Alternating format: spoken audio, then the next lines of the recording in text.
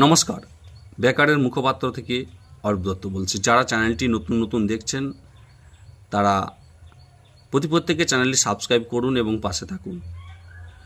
যারা দীর্ঘদিন ধরে দেখছেন অথচ সাবস্ক্রাইব করছেন না, তাদের কাছে অনুরোধ যে আপনারা প্লিজ সাবস্ক্রাইব করুন এবং পাশে থাকুন। আজকে যে খবরটা ব্রেক করতে চলেছি, যে খবরটা আপনাদেরকে দিচ্ছি, সেটা চরম উৎকণ্ঠার খবর। যে কমিশন মাঝে মাঝে যে সিদ্ধান্ত নিচ্ছে, তাতে করে কিন্তু কিছু যোগ্য ছেলেমেয়ের ভবিষ্যৎ অন্ধকার বা উৎকণ্ঠায় তার ডুবে যাচ্ছেন।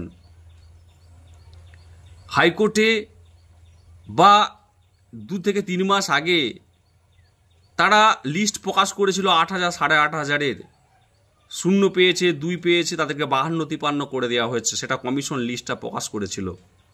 আজকে হলফনামা আকারে সুপ্রিম কোর্টে যেটা জমা দেওয়া হয়েছে, সেটার সাথে কন্ট্রাডিকশন তৈরি হয়ে গেছে। তাহলে এই যে কমিশন বা পর্ষদ যে ঘোটালা তৈরি করতে চলেছে, এর ফলে কিন্তু সুপ্রিম কোর্ট প্রভাবিত হতে পারে, প্রধান বিচারপতি রাগান্বিত হতে পারে। এক তো মুচলেখা দিয়ে স্কুলে জয়েন করার কথা ছিল, কিন্তু সেটা প্রথমেই মনে হয় করা হয়ে ওঠেনি। এই জিনিসগুলো চোখের সামনে যখন আসবেন, তখন দেখা যাবে যে সমস্যাটা কত বড় রূপ ধারণ করতে পারে। বিপক্ষ দলের যে আইনজীবী যারা বিভিন্ন সমাজ মাধ্যমে বলছে, যেমন বিকাশবাবু, ফিরদৌসবাবু, ওনাদেরকে বারবার সরকার টার্গেট করছে এবং বিভিন্নভাবে আক্রমণ করছে। কিন্তু একবারটি ভেবে দেখুন যে এনারা যে কথাগুলো প্রথম দিন থেকে বলে বলে আসছে, ওনাদেরকে সুযোগটা করে দেওয়া হচ্ছে। আপনারা আগে কেনই বা 8,000 8,500-এর লিস্ট প্রকাশ করেছিলেন? আজকে কেনই বা বলছেন 1,400? এগুলোর কি মানে ছিল? আগে আপনারা বললেন এত জনের, 8,500 জনের কি আছে লিস্ট আপনারা বাতিল করলেন, আবার আজকে বলছেন 1,400 জনের লিস্ট তারা বাতিল। খুব একটা বেনিয়ম অনিয়ম হয়নি। এই জায়গাটাতেই কি চরম সমস্যার। আর ইন্টারভিউ থেকে বঞ্চিতদেরকে বলবো যে আপনারা এই কমিশনকে কেন বিশ্বাস করছেন? এই কমিশনকে বিশ্বাস করার কোনো জায়গা নেই। যে সমস্ত আইনজীবীদের সাথে বা বড় বড় দাদাদের সাথে আমার যে আলাপ হয়েছে বা আলাপচারিতায় আমি যেটুকু জানতে পারছি, আমাদের ম্যাট 638-এর লয়াররা ভালো মতো হাড়ে হাড়ে চেনে এই কমিশনকে। তার জন্যেই তারা যদি সিট রিজার্ভ করে দেয়, তাতেও আমরা রাজি নই। যদি বলে দেয় যে 2টো প্যানেল হবে, এটাকে ছেড়ে দেওয়া হচ্ছে, পরেরটাকে কি আবার ইন্টারভিউ নিয়ে ছেড়ে দেওয়া হবে, তাতে করে আমাদের আইনজীবীরা রাজি নয়।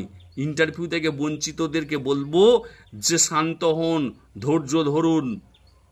কারণটা কি, এই কমিশন কখন কিভাবে ডিগবাজি দেবে, কিভাবে কেমন করে ডিগবাজি দেয় তারা বারবার ধরে, সেটা কিন্তু হাড়ে হাড়ে সবাই প্রত্যেকে চেনে গেছে, জানে এটা। তাই আপনাদেরকে বলবো যে ধৈর্য ধরুন। জানি 10 বছর 12 বছর হচ্ছে, কিন্তু তা সত্ত্বেও একবার পিটিশনার কেন্দ্রিক রায় হয়েছিল, সিট আপডেট হয়নি। এর ফলে কি হয়েছে?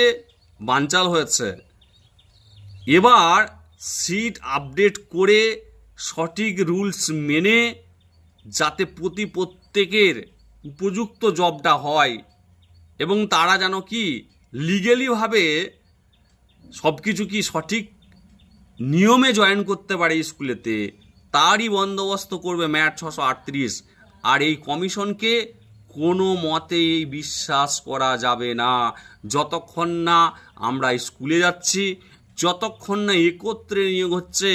যারা ধাপে ধাপে বলছে, ভাই এই ধাপে ধাপে গল্পটা মোটেও মুখে আনবেন না, কারণ তাহলে আত্মঘাতী গোল করবেন।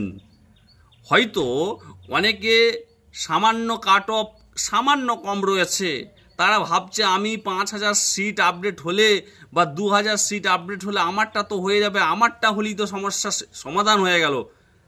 এটা কথাও ভুল হচ্ছে। আপনারটা হলে যদি সমস্যার সমাধান হয়ে যায় না, তাহলে কিন্তু সর্বোচ্চ সমস্যার সমাধান হবে না। কারণ মনে রাখবেন, এই 5,000, 5,500, 6,000 যে সমস্ত পিটিশনার রয়েছেন, তারা এই দীর্ঘদিন ধরে লড়াই করতে করতে এমন একটা জিনিস আপার প্রাইমারির বুঝে গেছে যে তারাও কিন্তু আরও ঘটালা পাকিয়ে দেবে, তারাও ভবিষ্যতে একটা বড় রকম সমস্যা তৈরি করার জন্য প্রস্তুত থাকবে। তাই আমাদের উচিত নিজের স্বার্থের কথা না ভেবে এই সকলের স্বার্থের কথা ভেবে যেন এই প্রত্যেককে নিয়ে আমরা বেরিয়ে যেতে পারি, যেন আমাদের মামলাকারীরা যেন কেউ ভবিষ্যতে যে সুপ্রিম কোর্টে কেস ঠুকতে না পারে। আর নতুন যারা কেস ঠুকবো বলে রেডি হয়ে আছে, তাদেরকে সুপ্রিম কোর্ট বা হাইকোর্ট বলতে পারবে এতদিন আপনারা কোথায় ছিলেন, আপনারা এতদিন ধরে দীর্ঘ প্রসেস চলছে, আপনারা কোথায় ছিলেন। তো তাদের কেসটা অনেকাংশে দুর্বল হয়ে যাবে। কিন্তু আমাদের এই যারা এই পিটিশনার দীর্ঘদিন ধরে লড়ছে, যারা বঞ্চিত বলে নিজেদেরকে দাবি করছে, টেট পাস টেট, তাদের কাউকে ফেলে রেখে গেলে ভবিষ্যতে কিন্তু আপনার কথা শুধু আপনি নিজে ভাবছেন, কিন্তু সেটা করতে গেলে কিন্তু খুব সমস্যা রয়েছে। তাই ধাপে ধাপে ধাপ্পাবাজির যে গল্পটা, সেটা কোনো মতেই কেউ মুখে আনবেন না প্লিজ। এটুকুই আপডেট। কমিশনকে চিনতে থাকুন, দেখতে থাকুন, আর আমার কথাগুলো ভবিষ্যতে মিলিয়ে রাখুন। এটুকুই বলার ছিল। ভালো থাকবেন সকলে।